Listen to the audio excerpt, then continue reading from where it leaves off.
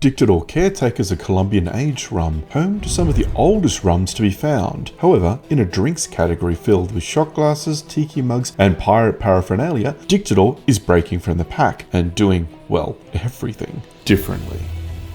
On this journey to the Chop Shelf and back again, we'll be trying the 12 and 20-year offerings from Dictador, one of Colombia's oldest running rum distilleries. Oh, so yummy. Yeah, Dictador is moving itself into the ultra premium rum category, and it's raising rum category as a whole while they do it. So their idea of limited edition isn't just a different coloured bottle. No. What? Forging out on their own, making the path as they walk down it. How would you challenge what spirit drinkers have learned what rum should look like, all while respecting the heritage and traditions of the distilling journey? I like the squattiness of the Dictadors. Yeah. A little bit more plump, if I may say. A little bit more stouty. And it kind of helps out. I think it stands out from the liquor cabinet pretty good. Yeah, it definitely gives their bottle a bit of a different profile from the rest of them. It's good. I like it. It's good to hold on to. Just Yeah. dunk, and you got that little stoutness. You've got something nice and firm in that. Yeah. Yeah, I like it. You know, interesting design. Yep. Especially in the world of like thin wine bottles. It's good to get something different. Plus with that sort of like totally wrapped in the black, it sort of gives it that mystique about it. It's not just like totally on show. And should help protect it from the UV damage, potentially, depending on where you place it. Yeah. So maybe we should pop the cork and see what this is all about. That's the only reason I come over here for. Aww. Dictador claim a rich amber colour with reddish tones. It's almost brown-esque. Yeah, it does have some good depth to it though, even though it's a 12-year. So the Master Distiller Hernán for Dictador is actually very against putting colouring or anything really into the product. Basically, he takes the view that they've spent all this time, money and effort, put it into the barrel, let it age, let the age do its job. Like you've just gone through all this hard work and then at the very, very end, you just like, take a photo and put an Instagram filter over the top of it. It doesn't really seem to make that much sense. Half of the models in the world just got insulted. Sorry, Instagram models.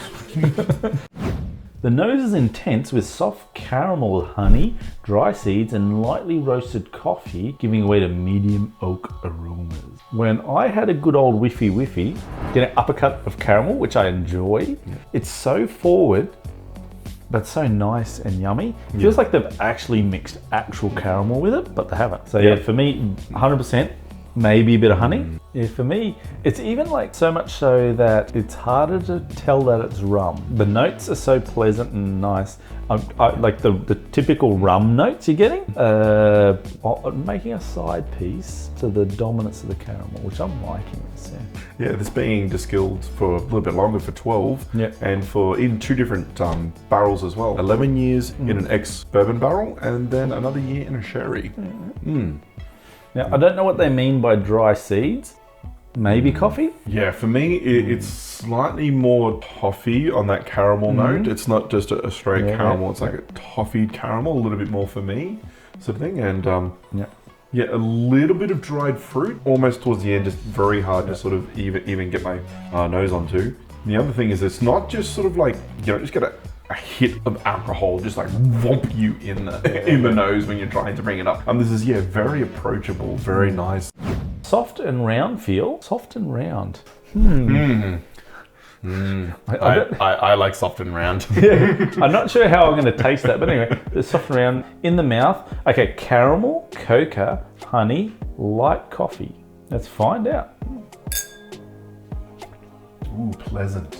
The best way I could describe it is it tastes like it smells. I'm getting caramel and coffee are the primary notes I'm getting. That's a really good point. It absolutely does taste like it smells. Yeah. Like you're getting what you expect. It's like, it's not hiding anything.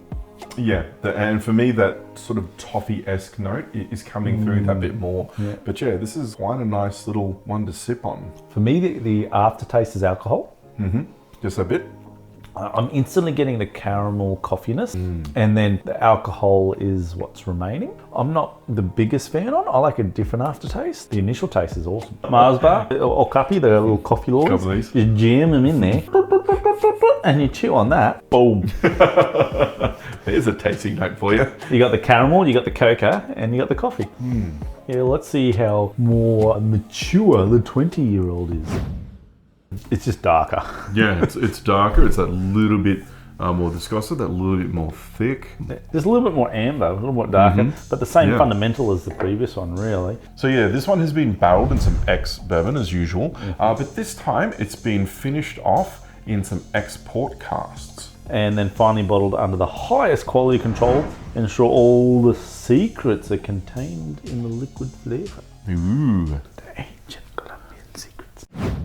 It's big on the nose with soft caramel, vanilla, smoky honey, toffee, dry seeds, roasted coffee, and a rich rounded oak sensation. We've got extra 8 years, so I'm expecting extra oakiness anyway, and a deeper flavouring from the other one. It's bolder again than its little younger brother. You don't have that alcohol sort of punching at your nose or anything like that. It's very pleasant. It's more complex to me. Yep. On the nose, it's more complexity. It's getting a little bit harder to piece out the notes. Yeah, I could see smokiness coming in a little bit more, and maybe vanilla. For me, I can detect the vanilla side more, not quite as much the smokiness, but you know, everyone is different. They're very bold, they're pleasant. I can see you having like a couple of sipping sessions and sort of trying to piecemeal some of these out over time. It's more complex. It's definitely more difficult for me to pull it out. And again, it's pleasant though, it's nice on the nose. I'm liking it, I'm enjoying it. Let's get a little sippy sip happening. Okay, on the palate, in the mouth, it's very soft and round, yet big and full of flavour. Caramel, vanilla, cocoa, roasted honey, and a strong and rare texture. What am I going to feel? A strong and rare texture. So was that a Euro trip? Mi scusi. Mi scusi.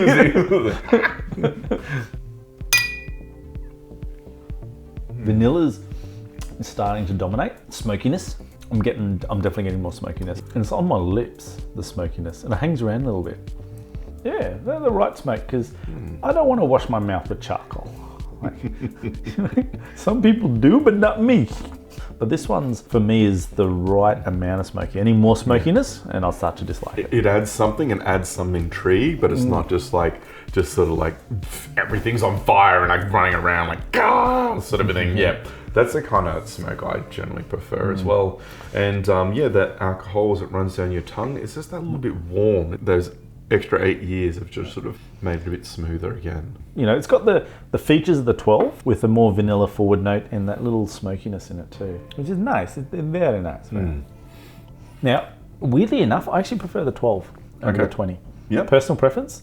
For me, I think it's the vanilla, whereas I like the other one, the honey, the caramel. That was kind of really cool and sweet and interesting. And I think it's because I'm just so used to the vanilla notes on like whiskies and stuff a fair bit, like the American bourbons and stuff like that. So I'm leaning towards a 12. Okay, yeah. I'm actually leaning kind of the same way, actually. I don't want to just rinse and repeat sort of a thing. That's so good because it's going to be cheaper. Yep. And honestly, it's about personal preference at the end of the day. Yep, Just because it's got a 12 or 20 on the bottle, drink what you like. Yeah, and absolutely. I'm liking the 12 better. There's just that caramelness, and for me, vanilla's, I think it's because I've experienced vanilla so much in other things. Yep, so it's nice to have a bit of a change, sort of, yeah. Okay. And it has surprised me, and I'm like, wow, this caramel note, I'm liking it, this dominance of caramel. So if you're coming from a cigar smoking, bourbon drinking family, this would be more at home to you, I think. This one, because that vanilla note that you might be used to in bourbons. And the 12, just caramel niceness. Yeah, it's an alcoholic Mars bar. Hopu Brothers hot tip for you, get the 12. This is a pretty good initial offering. It's going to be really cool to see what their other things are going to be as well. Well, actually, now you've said that, we're going to be taking a look at both their XO offerings. Give me the 12. We're the High Proof Brothers. We're going to drink some more, so go away. Give me the 12. They didn't Colonel Sanders the shit out of it. Do brain things. Yeah, that's just weird, because... What? Wow. That chaser is unique. Yeah, a lot of my finds, like, you take... We're making port.